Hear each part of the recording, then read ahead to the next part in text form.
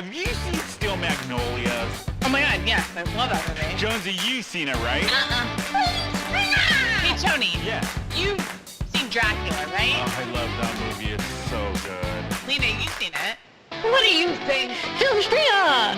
Hey, Brynne, have you seen Weekend at Bernie's? Oh my god! Weekend at Bernie's saved my life. Jonesy, you have to have seen it. Oh my god! No, I haven't. Of course not. You've seen Nightmare on Elm Street. It's the best. That movie scared the out of me when I was a kid. Did it scare the out of you? I have not seen that one, and I will be praying for all of your souls. It's your Filmspringa, Lena. Haven't seen it. It's showtime! Hey, everybody. Welcome to Filmspringa. A show about all of your favorite films and your sheltered friend who's never seen it. And I am one of the hosts, Tony. I'm another one of the hosts, Brynne. And I'm the sheltered friend, Jonsey. Yes. Yay. And this is our holiday episode. We're doing our holiday episode this week. The Yuletide. Yuletide. And I see Jonsey's dressed up in her favorite holiday character. What is it, Jonsey? I'm the Grinch. Yes, you are. Every Christmas. Show it. It's a onesie. Her whole outfit is a onesie, Brynne. Yeah, if you were just listening to the podcast, she's wearing like a lime green Onesie. Grinch onesie that looks comfortable and Grinchly all at the same time. And it says every family has one. That's cute. And then Brynne, you're dressed up kind of holiday-ish, I would say. If you are just listening to the podcast, I've got a scrunchie on with a half knot and like a favorite holiday sweater. And I'm your Aunt Kath, who's so sad to hear about your divorce and doesn't understand why people just can't stay together all the time. But your cousin's still with that stockbroker, so there's that. I like that you came with a full character. That is amazing. And I'm just dressed boring. I have red and green on. Does that count? He just looks cute. Oh, thank you. You're so sweet. But if you're not listening to the podcast and you're probably watching it on Out of TV, which you can watch us every Friday night at, I believe, 8:00 at Out of TV. Go check us out there. You can see what Jonesy's onesie looks like, and Miss at Kath. Is that what you called it? Like catheter? Your Aunt Kath. Yeah. The catheter. But since it is the holiday season, we are going to get into one of Brynne's favorite holiday films today. What is it, Brynne? It's Scrooged. And yes. it's Scrooged, one of my favorite hands down films of all time, not just holiday films. Yeah, 1988 American comedy Scrooge, which we're gonna cover, which I have interesting thoughts about this watching it after so many years. Yeah. Really? Starring Bill Murray, Carol Kane. There's a bunch of cameos from celebrities in this that I totally forgot. Yeah, that I totally forgot were in it. But let's watch the trailer and get everybody in the mood for Scrooge. Let's do that. I just saw it, but I'm already into it again. 7 o'clock, Psycho sees Santa's workshop, and only Lee Majors can stop them. In the night the reindeer died. Be here. You can't show that commercial. That thing looked like the Manson family Christmas special. Think I'm way off base? Yes, you're a tad off base, sir. Frank Cross is more than the youngest network president in television history. Call security, have them change his locks, and toss him out of the building. Oh, he's fired? It's Christmas. Thank you. Call accounting. Stop his bonus. Oh, watch out. He's a thoughtful boss, Thanks, boys. Get the nurse. a generous brother, What did he give you last year? I don't remember. A shower curtain. Excuse me, ma'am. I think you dropped something here. and a true humanitarian. I can't get the antlers glued onto this little guy. We've tried crazy glue. Have you tried Staples? But his life is about to change. That was a good one. You are going to be visited by 3 ghosts tomorrow at noon. God, tomorrow's bad for me, Lou. As a matter of fact, the whole rest of the week is a washout. Ow. Anyone who thinks he hates Christmas is wrong. Go back to Jersey, you moron!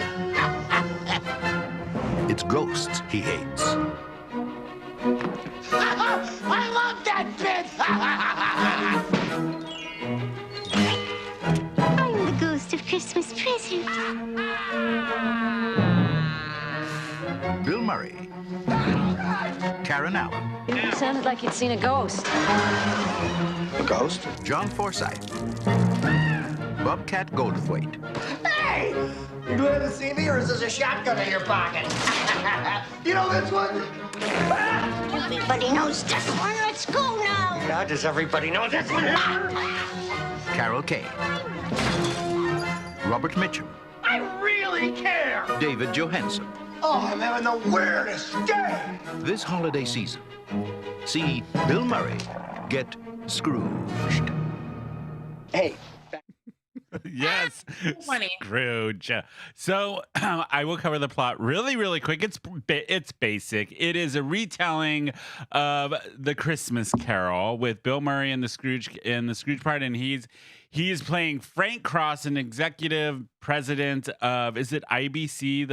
IBC, the broadcasting company, and it's the Christmas Eve, and they're putting on a live event of the Christmas Carol, but Frank Cross gets visited by the three Christmas bears, the ghosts of Christmas past, present, and future, and mayhem ensues. It's pretty much just a modern take on the Christmas Carol is the plot. So if you know the Christmas Carol, An 80s take. an 80s take, very let's modern. be specific. Very modern, Yes. very 80s take. So this film came out in 1988. Brynne, how old were you when you watched this the first time? Since this Holy is one of moly. your favorites, huh? So I watched this movie like very young. I don't know. I was probably like 7 or 8. I'm not surprised. Like, but I guess looking at it now, I'm like, was this appropriate? I don't know. Who cares? Yeah, why not? It would be. Yeah, why not? Right? I would say yes. I can give you reasons. Okay, yeah. leave it alone. We'll get to that.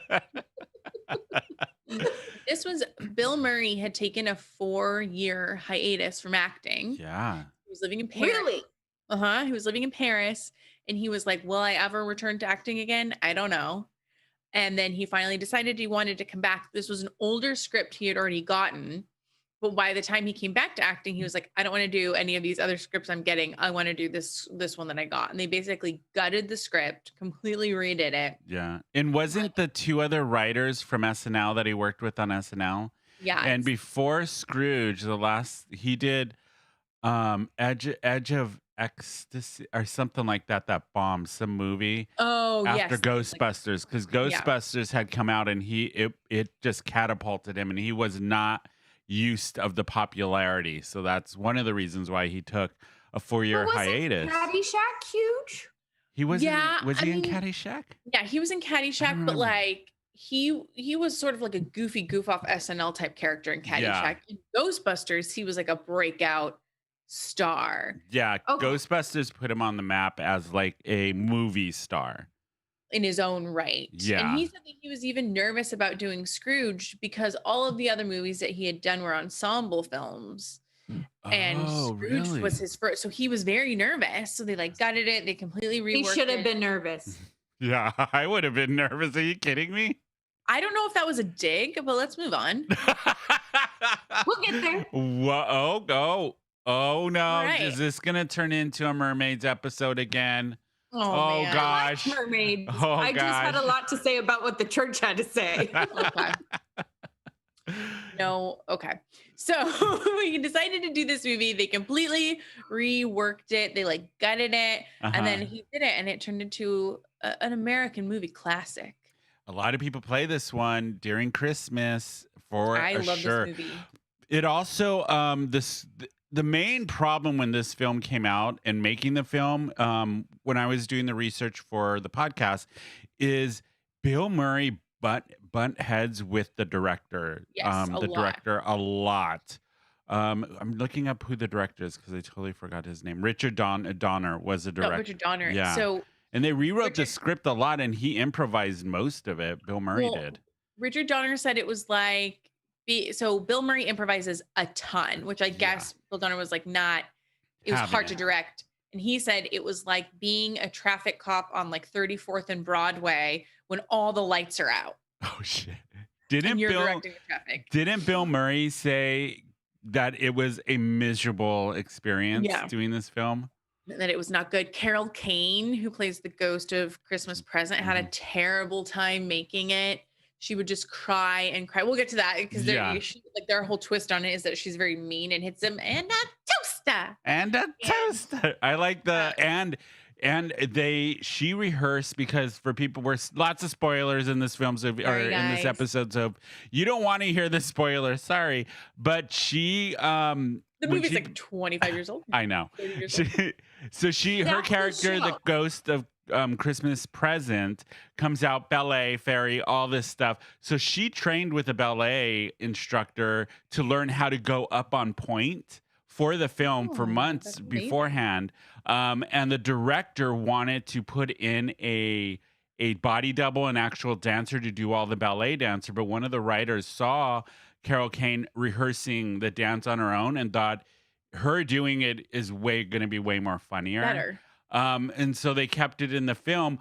But the director, I guess, was not laughing with her, laughing at her about it, and it really hurt her feelings during the production. And kind of ruined the experience for her for the film. And she hated being violent with Bill Murray, so she would cry and cry. Because Bill Murray, when you see it, because it's such a funny. Oh, it's so her. She's the best part of the film for me. Best part. Like for me, that's the reason why I like the film was her. But Bill Murray told her, like, don't hold back, just go for it. And it is hard to be violent. I've had to slap someone in a play before, and that was really difficult every time. Yeah. Like, it's just hard if it's against your nature, even if you're like, this is for a bit, it's still like. Now, if you hate your co-star, then it's fun. And you're on top of the world. Let's practice that again, Sammy. I'm like, another take. Can we do it? I wasn't comfortable with that one. Right. I know. So, Brynne, let's find out how your reaction was when you first saw this film. Like, take us back to when you were however old and you first experienced Scrooged. I was like very young, like not even yet in middle school, probably. Mm-hmm. And this was just like, my family loved this movie. This is a McGeckran family classic. Every line, Niagara Falls, Frankie Angel, we still say that to each other. The toaster stuff, all of it. The Ginsu knives, we'll jokingly give each other knives. Ginsu knives, oh gosh. Yeah. Oh my God. Do y'all do white elephant? If so, knives should be the white elephant instead of an actual white elephant. You know what I mean? Yeah. These like really sharp knives. Really sharp knives. We watch this movie every Christmas, and we watch it over and over and over again. Oh, it's one of those films for you. And then I always, at every meeting, even at work now, people never get it. I always go, I feel real weird about tonight. Yeah. That was one of those lines that I knew from beforehand and was an aha moment. Like, really? That's what this is from. Hey guys, you got it. I feel real weird. I got a real weird feeling about tonight. Yeah. Oh gosh, I'm burping. This drink I made is making me burp. What are you drinking? I know. Tell us about your Christmas beverage. So I wanted champagne for today. Champagne with cranberry because I thought it'd be very festive. Couldn't get the champagne bottle open. So I opened our little bar and was like, what do I have? What do I have?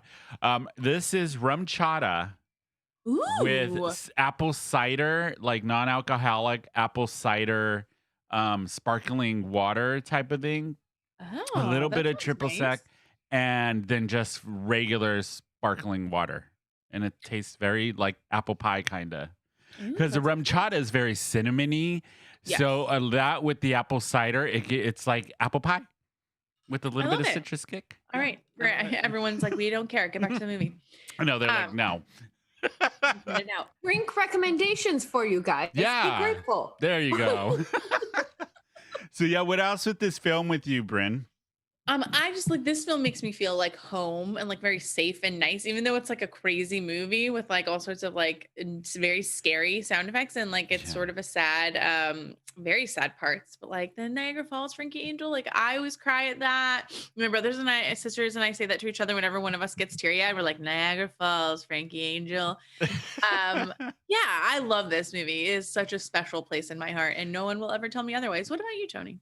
So I had watched this film in my teenage years when it first came out. So old. Maybe no, it had to be junior high if I remember right, because I remember being young enough to be scared of the Christmas future. Because I Yes, that was remember scary. being really scared, especially the scene where the Ghost of Christmas Future comes up on the televisions behind Bill Murray. That part terrified me as a kid, I remember. And it was along the lines of like Poltergeist with the TV, like how that scene I hated it. It scared the shit out of me.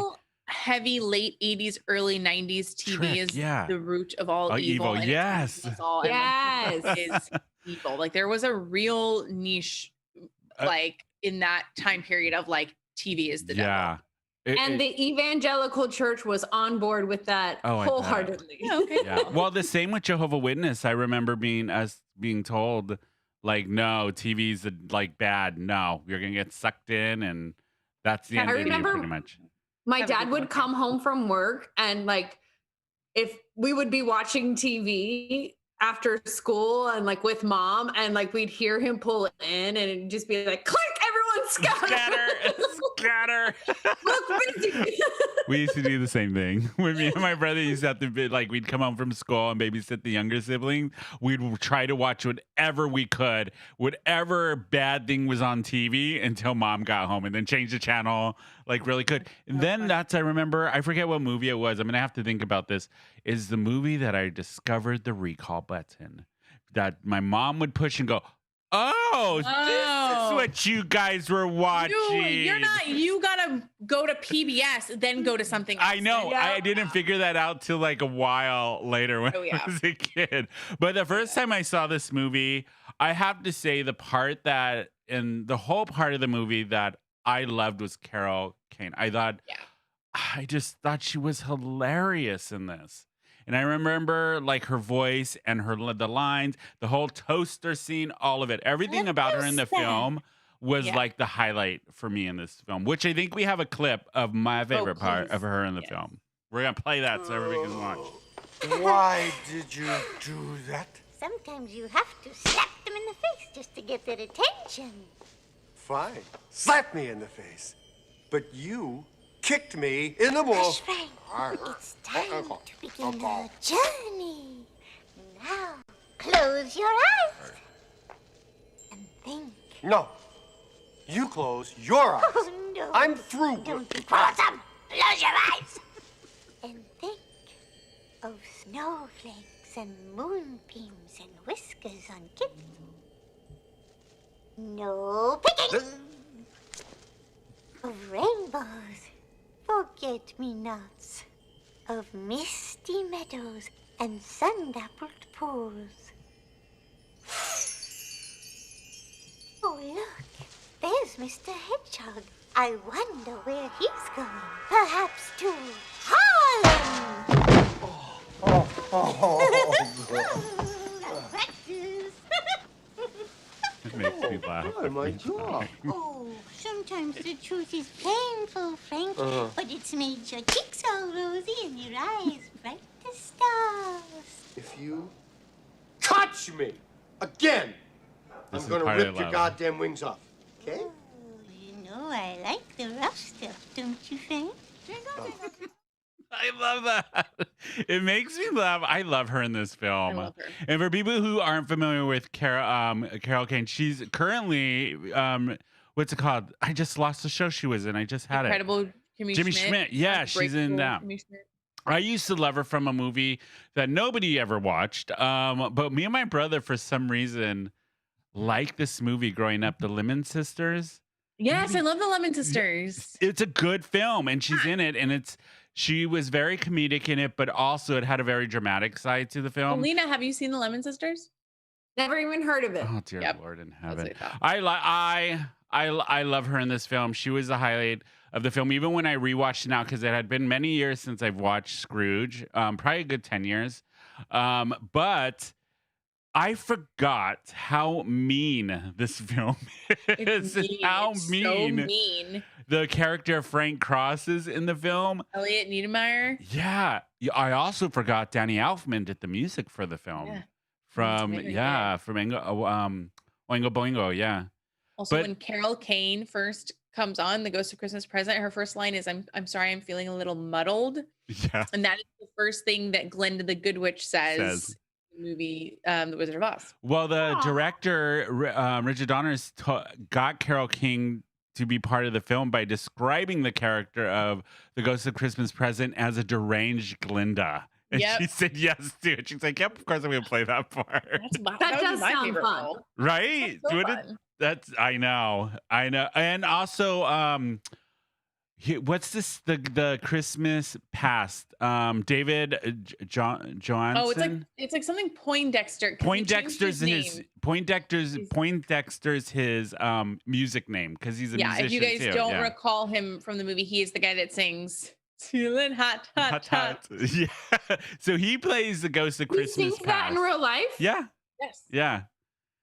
Yeah. But Okay. all in all, the movie, watching it this time around, okay, when I was younger and I watched it, I really enjoyed it. I got scared. And I remember watching it for a good time after that, around the holiday seasons or whenever it would come on TV.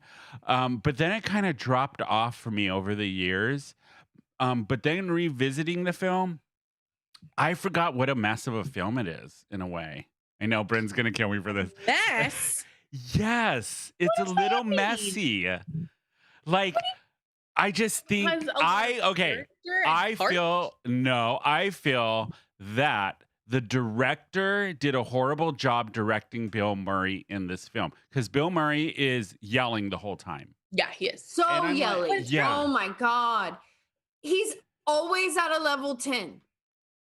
That's really hard to watch through an entire film. Sorry, Brynn. I know, I feel Bryn's. like I'm being personally attacked right now. No. There What are is good things about the happening? film. I feel the ending of the film was like, Character. He's a 10. And if you guys can't handle it, then that's something going on in your lives. Okay. oh, blame it on us. Blame Bring it in on the 10 us. all the time. Okay. If you want to get to the head of IBC, all right, and you want to be able to fire people and have the Rockettes with their nipples out, you can barely even Oh, see the that nipples. nip- You can barely even see those nipples. Yeah. He wants to. The solid gold dancers. Yes. I This was mean, the last it's video messy. appearance the Solid Gold Dancers ever made. Ever made was in this film. Yeah. It's show got messy. If you look at it as a whole, like even the end of the film when he has his meltdown on camera, it felt like, you can just see and go, nope, no script. He probably made half of that up while Yeah, he was it's the doing Bill it. Murray show. For Yeah, sure. for sure. And I guess watching Yeah. it now, and there's been so many variations of the Christmas Carol that you're like, oh, I can go watch another one that's better than this. If you're a huge Bill Murray fan, watch this. Because no, but it's so dark and weird and funny. it's not dark and weird enough anymore for me. That's how I felt with it. Yeah. Okay, well then you're dead inside, and that's not Bill Murray's fault. I Just 'cause did you like know more. Alfred Woodard in this film. Like, I totally forgot she was in it and plays Yeah. Grace. Is that and his assistant? Yes. And Wendy Yes. McCulloch from Just Shoot Me is in Yes, this too. yeah. I totally Yes. forgot about her in this I film. recognized her. Right? And And then also, also, what's her name from Indiana Jones? Carrie she's- Allen. Yeah. Marion, Yeah, she's the one that calls him Lumpy. Lumpy.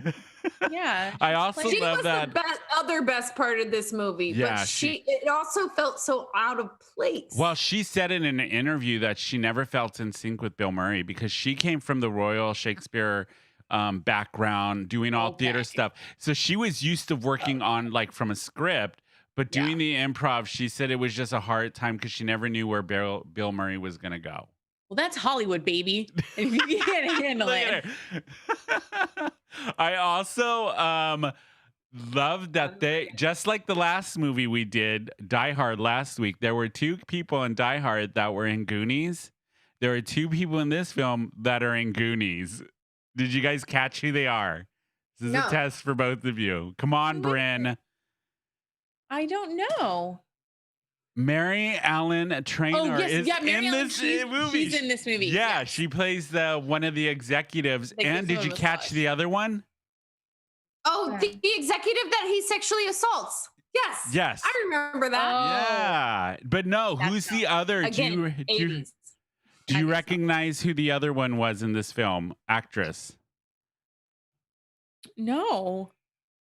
No, you give up? You give up? Yeah, I give up. It is Anne Ramsey, the one who plays the mafia mom in Goonies. Yeah, yes. She plays one of the homeless. people. Yeah. Yes. And in Die Hard. Familiar. And in Die Hard, if you guys, we didn't talk about this last week because I think we forgot. One of the FBI agents is the son of Anne Ramsey's character in Goonies. The dude with the backwards hat. Yeah. So I thought that was the guy who has been to Vietnam, and the other guy is like, I was in junior high, dude. Exactly.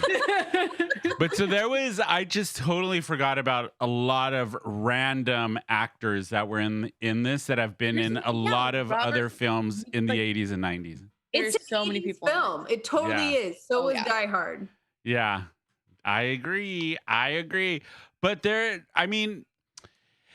is Christmassy, so I'll give it that. I mean, it's a Christmas Carol. Of course it's Christmassy. Yeah, I know, but it just didn't. I don't know. This time around, I just was like, oh, I remember this being a little better than I know, Brynne. I'm sorry. It's fine. This is the movie that breaks up the podcast. That's fine. This is our swan song, everybody. Guys, thanks for tuning in to the final episode.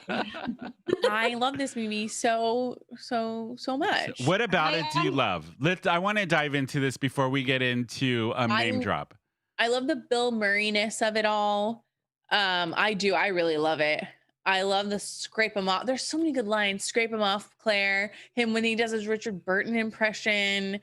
Like when he sees the guy giving the waiter on fire, and he's just like, it's just it's so good.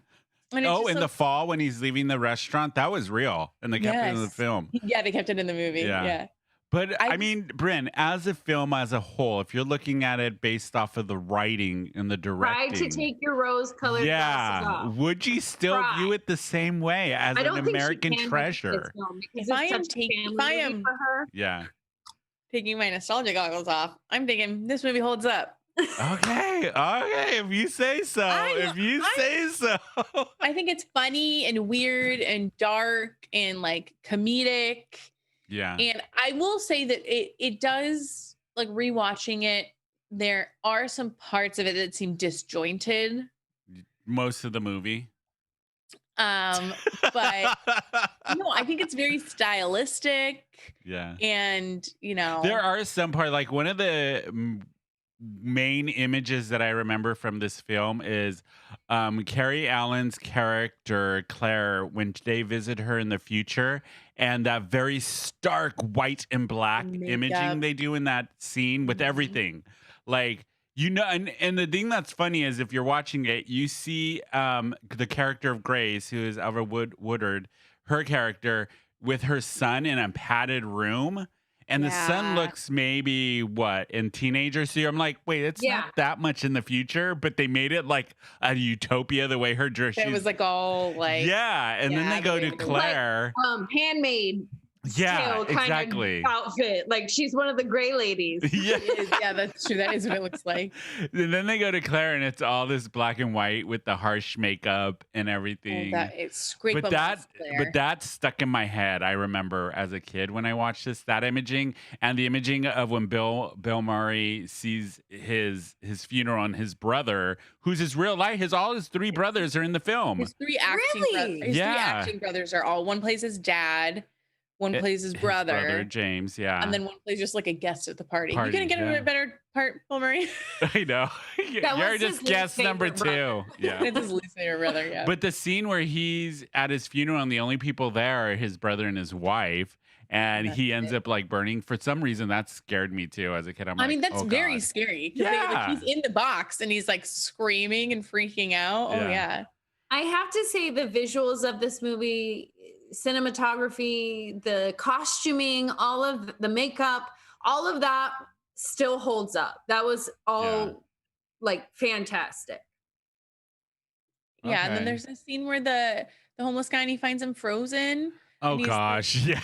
Why are you laughing? I He's don't like, know. Why Yeah. couldn't you stay with Claire? Because if Sorry, you're an gonna freeze to actor. death, you're not gonna hold your watch like this and be.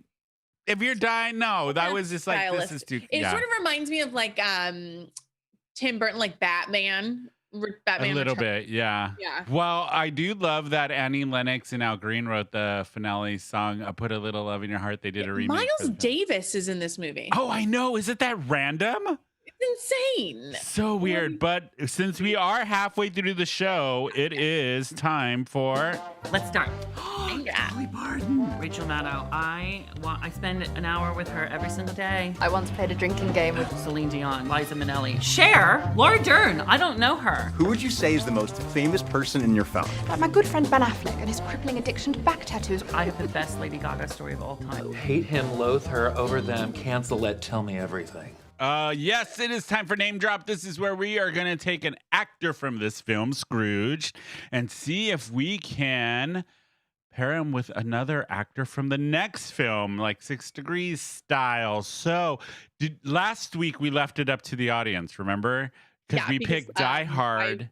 I was not in a place. No, you were not. No. But then when I watched this, I'm like, it's too easy because the mom from Goonies is in both films. In it, yeah. So it kind of canceled itself. So, okay, who are we going to pick from this film? One of the actors, and then who are we picking from our next film to do? From the next film, I think we should do Matthew Lillard because it's so random. Oh, yeah. I know him. Let's do Matthew Lillard. He's the one from Scream, right? Yeah, and he was in another really scary movie that I still get terrified. 13 Ghosts. Terrifies me. That was a good movie. It still gets scared. I have nightmares about that slicing Oh, scene. I know, right? I just remember that scene where he's freaking out and there's spit coming out. Like he's like actually spitting. And I'm like, ugh. I don't know. That was the worst part of that movie. So we'll pick him, Matthew Lillard, and then from Scrooged, who are we going to do? What do you guys think? Who should we do? What did we do last week? Well, we did Carol Kane last time. So should we do the obvious Bill Murray? Or do we go with Bobcat? Bobcat Goldthwait. Yeah, Bobcat Goldthwait is in this film, which is so weird. Sam Kinison was supposed to play the Ghost of Christmas Past, and he didn't end up getting cast in the film. But at the same time, he had a rivalry with Bobcat at the time, so he was super pissed that he didn't get in this film, and Bobcat got a juicy role as playing Elliot. They do kind of have the same shtick. They do, in a way. They do. So is that who we're gonna pick? Do you think? I don't know. What else is he in, dude? Police Academy. Yeah, Police Academy. Right? He did a bunch of random stuff where he just played that. Yeah. Yeah. I'm trying to think. He's done a lot of TV, but do we? I don't know. Maybe we pick another one. Let's try another one. Who else is there? Yeah. Who else should we do? Or do we just go with Bill Murray or Carrie Allen? Maybe. Yeah, let's do Carrie Allen. Or we could do Alfred Woodard. Alfred Woodard. Yeah, Alfred Woodard. She's been in a Who's that lot. in the movie? She's Grace's assistant. Towel. Oh, yeah. Okay. Yeah. Yeah. Okay. Yeah. Let's do Alfred Woodard. Alfred Woodard to Matthew Lillard. There's no both names we have problems with. I know. There's no. I might be able to if I think about it. But okay, so that's what we're gonna set. We're gonna revisit it at the end of the show. But right now, I want to get Jonsey's take on this film because she's never seen it before. From the way that this podcast is going, I do not. I want to skip this part. I want to go straight to Perry. We're just going to end it here. Brynne's done. No, I want to know what she thinks. Yes, okay, all right. I agree with you, Brynne. This film, as a younger person, I enjoyed it. But watching it now, not so much. But there are still parts of it I really, really enjoyed. So I'm very curious to see Jonsey's take on this, seeing it for the first time, never experienced it before. What did you think, Jonsey? One, would you have viewed this as a child or teenager back in the day when it first came out or around that time? And your opinion of it now? So I think if I had seen it back in the day, I mean, I wouldn't have seen it when it came out. I was 6. There's just no way. I'm so old. But I think I would have appreciated it more because this is a movie I think does not hold up. Sorry, Brynne. I'm muting to sneeze, not because I'm mad. She's fuck you. Fuck you. Fuck you. Yeah, that muting had nothing to do with what you just said. Okay, yeah. Sorry, everyone at home. Okay, go ahead. I feel like this is a movie where we get to see Bill Murray in his worst way, which is him not constrained. Yeah. He's one where I feel like it's like Zach Galifianakis, like he can't carry a How fucking dare you? Well, I wanted to bring up something really quick with Bill Murray on this. I feel like this was the first movie where he was learning to act. Because if you look at his acting now, like Lost in Translation, brilliant. He is an amazing actor in that film. But that actor in Lost in Translation is not in Scrooged because it's the director said that this is the movie that he felt was like the turning point for Bill Murray, like turning him into an actor and making him realize what he needed to do and be to become an actor. Yeah. Yes. This felt like Bill Murray tried to take an SNL skit and make it the whole thing. And it's like, that works for 2 minutes. That does not work for 2 hours. I'm seething. It was so yelly. And I'm sorry. I know that his character is supposed to be over the top and top level, but it is really hard to watch a show where someone is one level, the top level the whole time. And that's what this was to me. Okay. But I do think that if I had seen it younger and within the 80s, it would have been much more enjoyable. I just think this is one that doesn't hold up over time. It's not Bill Murray's best work. It is not the best version of A Christmas Carol. I understand, Brynne, because to me, my family, A Muppet Christmas Carol is our version of this for your family. That is also a good movie. If anyone had said anything negative or disparaging about Muppet Christmas Carol, I'd be like, you're dead to me. I hated that movie. No, I'm kidding. You hate that movie? I don't have a traditional Christmas movie that I watched as a kid because I didn't grow up with Christmas. So yeah, thanks. We don't have I'm kidding. What's it? Do they have Jehovah's Witness movies? Like, are there? No, are you kidding me? No way. Well, I mean, like historically, are there like important people in the religion that you guys celebrate or look up to or read about? No, you know the closest thing we got is as any kind of television or theater is we would go. Jehovah's Witnesses do these big conventions. And then they put on live stagings of Bible shows. So it's like watching a play, but they all lip the lines that are pre-recorded. So they're kind of, I don't know. I always thought it was weird. It was weird. The Baptist church and evangelical church will do that, but the actors will actually say the... No, they would lip it. You're not even allowed to learn and say like that's how much you cannot be an individual in and of yourself. You're not even allowed to have a voice. Yes. I don't know if they still do that now at the conventions, but they did it for all the time when I was growing up. No offense to our Jehovah's Witnesses. No offense. That's weird. Guys. Yeah, but I'm curious if there is any ex-Jehovah's Witnesses that are listening. Do you all remember that, going to the conventions and seeing them do the little live skits? I forget what we used to call them. It's leaving me now, but I'm curious to know if any of our audience members remembers that. Any ex-Jehovah's We totally did live skits from the Bible, but people talked, or there would be no words at all and the choir would sing and you would just see the acting out. Oh my Is that a cat asshole? For all of our podcast listeners, Brynne's camera just went off and the first thing we see is her cat's asshole. Was the first image in my career. I think her cat is Jehovah's Witness. Yeah, and got really shut up pissed. and stop about us insulting her church. That was too funny. All I saw was cat butthole on my face. All right, back. Speaking of cat butthole, let's get back to Scrooge.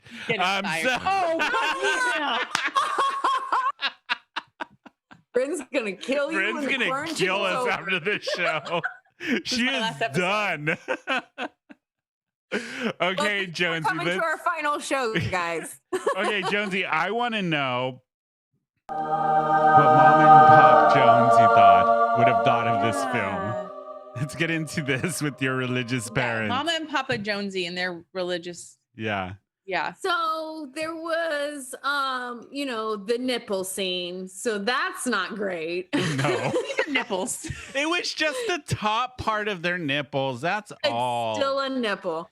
And also, I have to say, I was shocked to see even that much. I feel like you wouldn't see that in a movie these days without seeing the whole nip. I know. But so that, and then there's a lot of prostitution talk about prostitutes. There is? I don't remember that. Bill Murray's character calls out a few people or like paid for sex or something like that. Okay. They're just, this would have been my parents' version of the worst version of A Christmas Carol. So that would have been on the no-fly list for sure. Yeah, absolutely. Like, I think, although I saw that this movie was rated PG-13. Yeah. Yeah, you can barely see them nipples. Yeah. Which I found, so I think that what they more would have had a problem with was the concepts and ideas that were talked about. Obviously, there isn't that much sex, cursing, violence, that kind of stuff. There's just, and then also, like I said earlier, my parents and our church very much was of the idea that, yes, television is the root of all evil. Yeah. And it is going to be the gateway to bringing, the end times and all this stuff. Yeah. We got the same thing growing up, Jehovah Witnesses. Yeah. Like Catholicism is nothing like that. We are so narcissistic and lazy. We do not care. You're like, Like, television is such a limited thing. Like, there were specific shows that had a purpose that we could watch, but like the TV couldn't be on for background noise. But then my mom was a stay-at-home mom, so she would inevitably turn it on and then be like, turn it off when your dad comes home. You know what I mean? I'm not dealing with you guys all day. Because eventually she would be like, yeah, soap operas are fun. I love Oprah. Yeah. I used to watch the Rosie O'Donnell show and eat top ramen after I was obsessed with Rosie O'Donnell's show. My mom was heartbroken when she came out. Like nobody knew. Oh my God, come on. My mom was in denial. Oh gosh. There are a bunch of evangelical women, stay-at-home moms that were totally like, no. Rosie. Not our Rosie. Oh God, I used to love her show because she was big old lesbian, and I just my mom would be like, look, she has a crush on Tom Cruise. Oh. She has a crush on Tom Cruise. Yeah, and her idols were Barbara Streisand and Bette Midler. Come on. She has a crush on Tom Cruise. So no. So okay, back to the film. Jonesy, was there any positives with this film that you enjoyed? Yes, like I said, I love the cinematography, all the special effects for their time, the costuming, all of that was just great. I thought it still held, that part still held up. I just wish he wasn't so yelly. I also thought the individual characters, I liked them turning the ghost of Christmas Past into that schwarmy kind of New York cab driver. Cab driver. And then I liked the idea of Ghost of Christmas Present being this Psycho Glinda ballerina fairy. Yeah. And I also liked the juxtaposition of the show and what he was tripping balls about, when the ghost of the future is in the elevator and he freaks out, but then it's no, that's the actor. Yeah. So and he hits Alfred Woodard in the face when he's going into. Did you guys catch that in the film? He actually elbowed her. She's like, what the fuck? I thought all of the supporting characters were phenomenal. Yeah. I just feel like if Bill Murray had been Groundhog Day Bill Murray, or if there had been other levels, it would have worked better for you. It was really hard to even like him after he went through his redemption arc. Yeah. I still didn't like him. I didn't root for him. I did not want him to get the girl.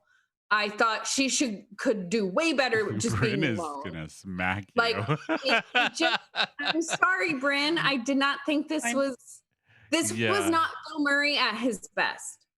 And since he was the title character, it affected the film in a big Well, when they did do the film, they really banked on his Ghostbuster pass, especially when they were doing the marketing for this film. Oh, yeah, that's all the marketing was you know what else? You guys, I was going to pull it for the show, but if you get a chance, look up the Japanese movie poster for the show. It is so bizarre. Really? It is I'm like excited to see literally it. nothing to do with the movie. It's Holy moly, okay. Bill Murray going like this with electricity coming out of his fingers and going up to the heavens where there's a clock that's burst. And you know the Christmas future, the lost souls in the cage, in his rib cage? Yes. That's in the middle of the clock. Oh, and then that's you just see crazy. the other ghosts flying around doing like that. It's like nothing to do with the film. It's right. so trippy. Yeah. But go check out the Japanese movie poster of Scrooge. It's really bizarre. But they did bank, the director and the producers banked on his popularity from Ghostbusters, because in this film he's dealing with ghosts again, and that's how they market it. Like, it's on his terms, he's dealing with ghosts type of thing. And I feel like if he had more of an arc to where he became his character in Ghostbusters at the end, that would have even been better. But he didn't change that much. He didn't change enough. He still was always a level 10. Well, Sorry, Brynne. I know. Well, how I felt about it this time around, not He's when like, I first it's saw fine. it. We're just not friends anymore. It's fine. Not friends anymore. When I and saw it hate you this guys. time around, I thought his redemption at the end, I was like, oh, that's gonna last 2 days, and then he's gonna go back to being an asshole. That's what I thought. I was And like, he's okay. gonna lose the girl again. Yeah. He's gonna take back the raise to the assistant. Yeah, Like, he'll wake up the next day from his happy hangover and be like, no, I'm an asshole. We're going back to the way it was. Yeah. No, I don't think so. Alfred's like, no. I reject this. Oh, man. But you know what time it's for? Yeah, it's time for Grace, give me a stinger. Dry martini. Oui, monsieur. Wait. 3 measures of Gordon's, 1 of vodka, half a measure of Kina Lily. Shake it over ice and then add a thin slice of lemon peel. It's drink. I like it. I know, it's great, right? Another! Grace, give me a stinger. What shall we pair this movie with? Let's get a cocktail of some kind and a little nibblies. What do you got, Brynne? What would you pair it with? I would pair it with, for food, definitely baked Alaska. That's what I was gonna say. God damn it. And then scotch. With ice. Yeah. Just like in a clinky glass, though. So when that's what I thought. Especially the scene where was it vodka or it was vodka. It's vodka and tab. Yeah, it would be vodka on ice with everything. Tab. Yes, you're right. And then a little bit of tab, because by the end of the movie, when Elliot's character comes in, it's literally a drop of tab, and that's it. Yep. And so I would pair it with that. I'm gonna steal yours and do a bake Alaska because it has to be because of that scene. What about you, Jonsey? What will you pair it with? Well, first, I just have to say how disgusting that drink is, because vodka with any brown soda is just like, ah. Gross. No, am I wrong? Yeah. No, like you need a brown liquor with a brown soda, or a clear like vodka or gin with Sprite, right? Yeah, because if you do like a rum and Coke, rum's dark. So that I would agree. Weird. Anyway, it just made me gag through the whole time. Every time he poured one, I was just like, oh. What would you pair it with to college eat? days. Yeah, what would you pair it with to eat, Jonsey?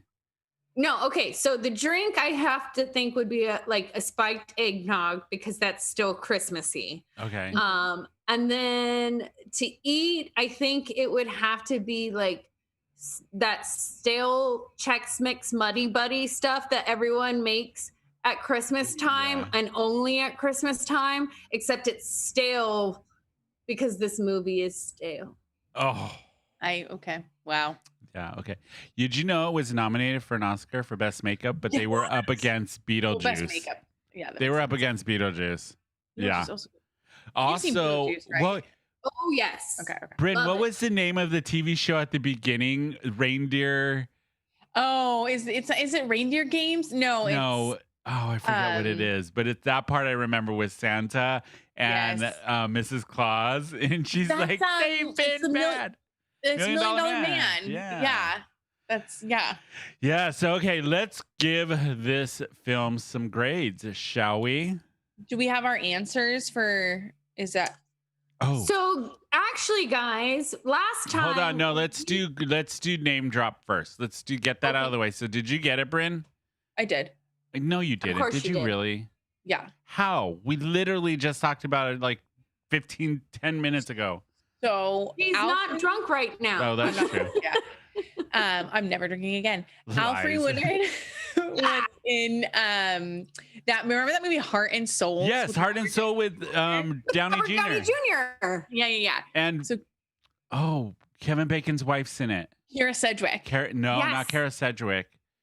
That is Kevin Bacon's wife. Kira Sedgwick is Elizabeth Shue is in it too. Kira Sedgwick and Elizabeth Shue are both in it.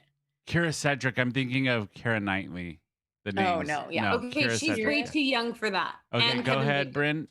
So Alfred Woodard was in Heart and Souls with Kira Sedgwick. Kira Sedgwick was in Something to Talk About with Julia Roberts. Mhm. Julia Roberts was in one of those dumb ocean movies with George Clooney. George Clooney was in The Descendants with Matthew Lillard. I forgot Matthew Lillard was in The Descendants. And I totally just rolled my R accidentally. I know. Lillard. She's all over the place. She's like, all right, Joey, grade this film.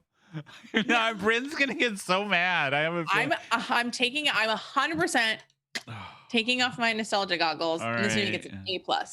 A plus. A+. Okay, Jonsey, what are you gonna give it? I give it a C+. Fuck you. Ooh, I think is that the first C we've had on the show? Yes, and actually I was gonna give it a C, but I cannot believe you guys. Is this? I'm sorry. You know what? Let's make it 2 C's.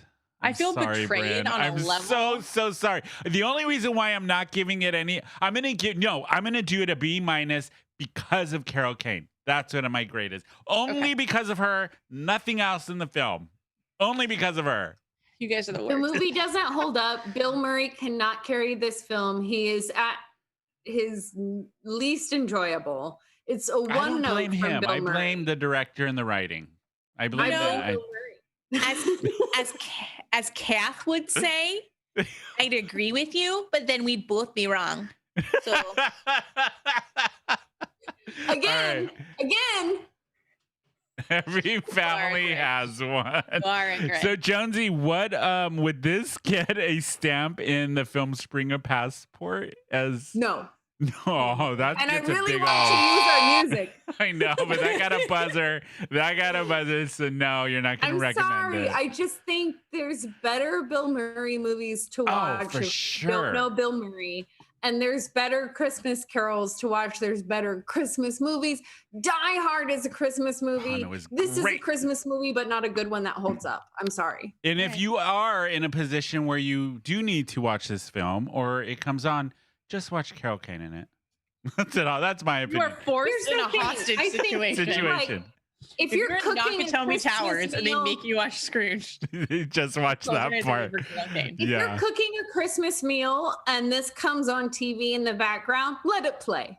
There you go. Brynne, final thoughts on the film. I'm going to let you have the final thoughts on this film since this was one of your top picks. I apologize personally to Bill Murray for the things that were said here. I feel like it was a starting vehicle for you. And I just would like to say, don't let this turn you off. Go and watch Scrooged. I hope this drives numbers of Scrooge. How many people listen to this podcast? Oh God, I don't even know. They just want to prove me. Hey, if you want to prove me wrong, go for it and then write us. Yeah, let us know why you love this film so much. So our next film, let's get into our next film for next week. So we're getting out of the holiday season. We're getting out of the 80s with one of my favorite films. And I know Brynne loves this film too. We are doing, let me pull it up so I can pull the actual, shit, I lost it. Well, we're doing Serial Mom. I don't know the year it came out. Serial Mom. It's Serial Mom, 1994, John Waters' Serial Mom, which I love this film. So, Jonsey, all you know is the name, and the movie poster. Yes. What do you think it's about? I'm guessing it's a mom that's a serial killer. I mean, it's pretty. I don't know if she's the Black Widow type, or maybe she wants to like kill her kids' potentials. I don't know. That's what I'm guessing. Yeah. It's a great cast see who's too. in it from the poster, so it seems like there aren't children, but like adult children. So that's why I'm like, if she's not a Black Widow, maybe she's like killing the potentials of her kid. Mm-hmm. Okay. I don't know. Good guess. Good guess. Kathleen Turner's in this. Ricky Lake's in this. There is so many good people. If you're It's a John Waters film, so I'm excited about that. If you're a John Waters fan, you probably have already seen this, and this is probably in your list of favorite John Waters films. But that's what we are going to cover next week is Serial Mom. I'm excited for that. But this was our holiday episode. Wait, Tony, should we give our grades for Serial Mom? Oh, let's do that because we forgot that. We forgot for Die Hard. So I am gonna give Serial Mom an A+. I love this film, and I have watched it recently, and it still holds up. So I'm giving it an A+. I'm gonna give it an A, like a straight A. Okay, good. Yeah.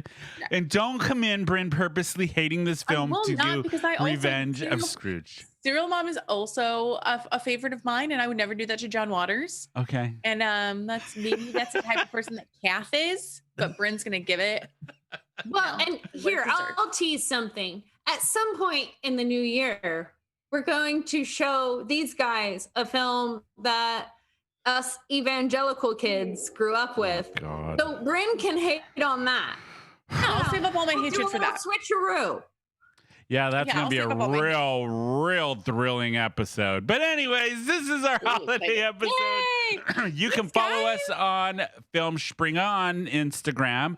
Make sure you listen to the podcast anywhere you get podcasts, on Spotify, iHeartRadio, Apple Music. Give us a great rating. Give us a 5-star rating. We love hearing from everybody. So send us an email at filmspringapodcast@gmail.com. And we will see you all next week. Happy holidays. Stay safe and wear a mask. Yeah, we love you guys. And if you have your own Aunt Kath at your holiday party, don't let her ruin your Christmas. Yeah, don't let her. Actually, just stay away from her. Stay away from her. Stay home. Stay home. There Take advantage of this year. Stay home. Just drink at home. Yeah, and that is it for us. Bye. Merry Christmas. Happy holidays. All that good stuff. Taking out the leaves of the crooked Christmas trees. That's Christmas